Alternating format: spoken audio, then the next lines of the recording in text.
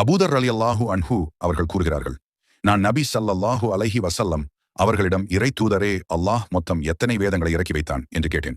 அதற்கு இறை தூதர் அவர்கள் 100 சுஹுஃபுகளையும் 4 வேதங்களையும் அல்லாஹ் நபிமார்களுக்கு இறக்கி வைத்தான் என்று கூறினார். நபி ஷீத் அலைஹிஸ்ஸலாம் அவர்களுக்கு 50 சுஹுஃபுகளை அல்லாஹ் கொடுத்தான். பின்பு நபி இத்ரீஸ் அலைஹிஸ்ஸலாம் அவர்களுக்கு 30 சுஹுஃபுகளையும், நபி இப்ராஹிம் அலைஹிஸ்ஸலாம் அவர்களுக்கு 10 சுஹுஃபுகளையும், நபி மூசா அலைஹிஸ்ஸலாம் அவர்களுக்கு தவ்ராத் வேதத்திற்கு முன் 10 சுஹுஃபுகளையும் இறக்கி வைத்தான்.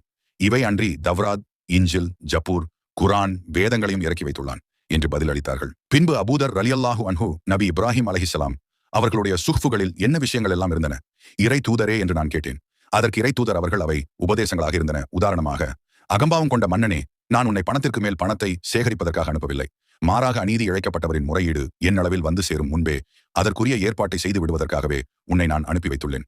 ஏனெனில் அநீதி இழைக்கப்பட்டவரின் முறையீட்டை நான் மறுப்பதில்லை. அவர் காஃபிராக இருந்தாலும் சரி என்று அல்லாஹ் கூறியது போன்ற உபதேசங்கள் ஆகும் என்று நபி அவர்கள் பதிலளித்தார்கள்.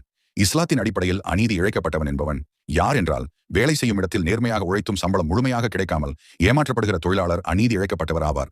ஒருவர் மீது அநியாயமாக பொய் குற்றச்சாட்டு கூறுவது, அவதூறுகள் சொல்வது, தவறான பதிவுகள் மூலம் ஒருவரின் பெயர் கெடுக்கப்படுமானால் அந்த நபரும் அநீதி இழைக்கப்பட்டவரே.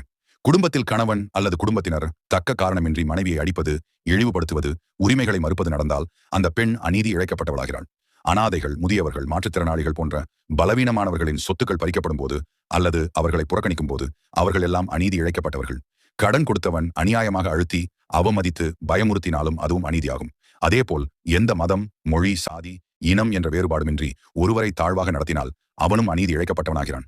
இத்தகைய அநீதி இழைக்கப்பட்டவர்கள் யாராக இருந்தாலும், அவர் முஸ்லிமாக இருந்தாலும், முஸ்லிம் அல்லாதவராக இருந்தாலும், ஆணாக இருந்தாலும், பெண்ணாக இருந்தாலும், பெரியவராக இருந்தாலும், குழந்தையாக இருந்தாலும், இஸ்லாம் அவர்களை பாதுகாக்க வேண்டியவராக கருதுகிறது.